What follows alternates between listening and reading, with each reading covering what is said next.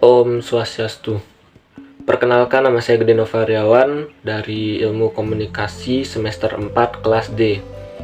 Jadi di sini saya akan menjelaskan cerita tentang Sri Parwa, yaitu bagian dari kitab Mahabharata. Kitab Sri Parwa merupakan kitab ke-11 dari seri Astadasa Parwa dalam epos Mahabharata. Kitab ini menceritakan kisah ratap tangis para janda yang ditinggal suaminya di medan perang saat Bharatayuddha. Setelah perang berakhir, mereka pun akhirnya pulang ke istana, di mana kepulangannya tersebut juga banyak menyeratkan nilai-nilai etika dan ketuhanan. Diceritakan setelah tiba di istana, para Pandawa disambut oleh Destarasta dan Dewi Gandari, serta Widura dan Dewi Kunti, yaitu ibunya para Pandawa. Para Pandawa satu persatu memohon restu kepada Destarasta dan Dewi Gandari. Para Pandawa satu persatu memohon restu kepada Destarasta dan Dewi Gandari, kecuali Bima. Bima pun segera menghadap, namun Krishna membisikkan sesuatu agar tidak mendekat kepada Destarasta. Destarasta pun segera mengambil patung tersebut yang ia kira adalah Bima.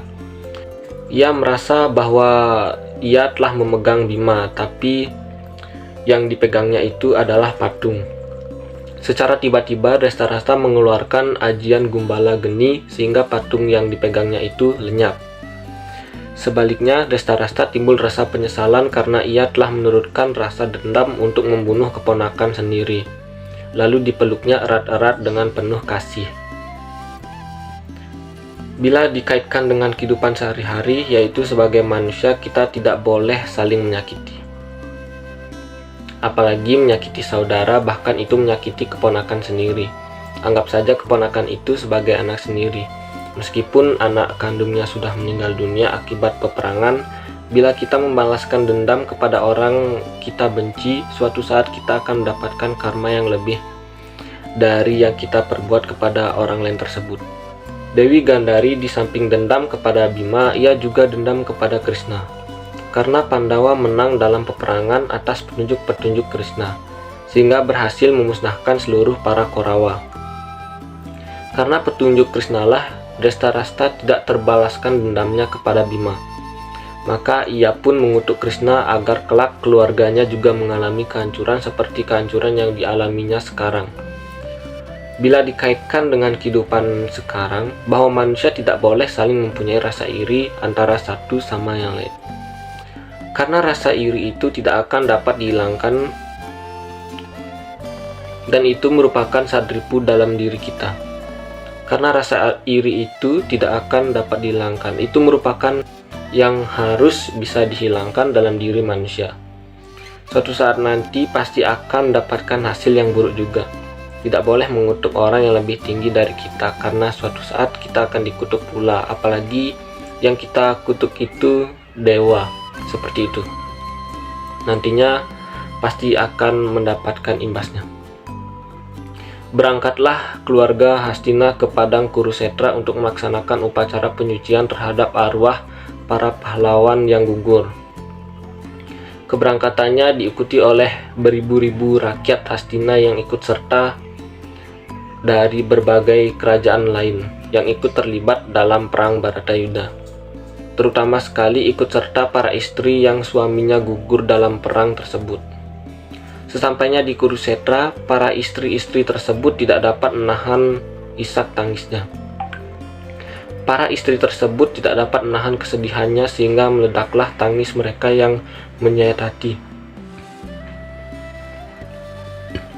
Mereka menangis tidak dapat tertahankan karena mengenang mereka yang dikasihi dan tempat menggantungkan segala harapan yang telah tiada. Padang Kurusetra yang dulunya diramaikan oleh dentingan-dentingan senjata, kini diramaikan oleh isak tangis para istri yang kehilangan suaminya.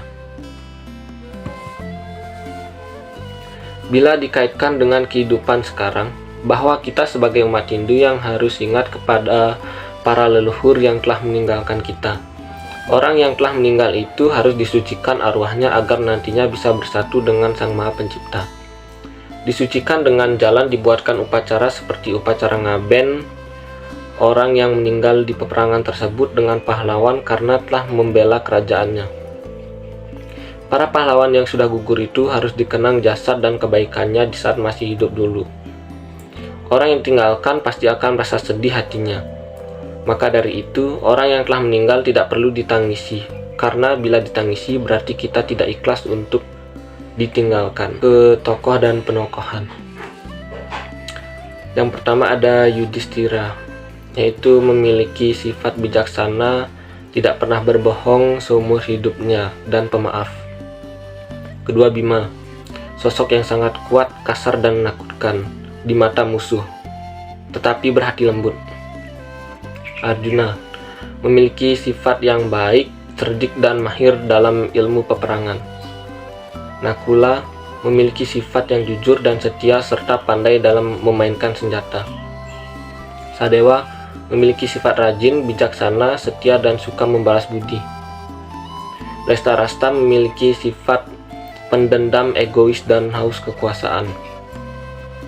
Gandari mempunyai sifat mementingkan diri sendiri dan pendendam, namun berhati baik. Widura memiliki hati yang baik dan bijaksana. Kunti memiliki belas kasih dan suka menolong kepada semua orang tanpa membeda-bedakan. Nilai yang terkandung dalam cerita. Pertama, saling memaafkan. Pada saat Drestarasta yang awalnya ingin membunuh Bima namun gagal, lalu timbul rasa penyesalan karena ia telah menurunkan rasa dendam untuk membunuh keponakan sendiri. Lalu dipeluknya erat-erat dengan penuh kasih. Jadi bila dikaitkan dengan kehidupan sehari-hari, yaitu sebagai manusia kita tidak boleh saling menyakiti, apalagi menyakiti saudara, bahkan itu menyakiti keponakan sendiri. Anggap saja keponakan itu sebagai anak sendiri, meskipun anak kandungnya sudah meninggal dunia akibat peperangan. Lalu ada nilai kemanusiaan. Makna yang dapat diambil yaitu suatu peperangan pada akhirnya hanya akan membawa penderitaan, baik di pihak yang menang maupun di pihak yang kalah. Keduanya hanya akan mengalami kerugian akibat peperangan yang terjadi. Oleh karena itu, dalam menghadapi suatu masalah, kita terlebih dahulu mencari jalan yang terbaik untuk dilakukan agar segala sesuatu yang akan terjadi dapat diminimalkan dampaknya. Baik, sekian cerita yang dapat saya sampaikan. Saya tutup dengan Parmesanti. Om Santi Santi Santi.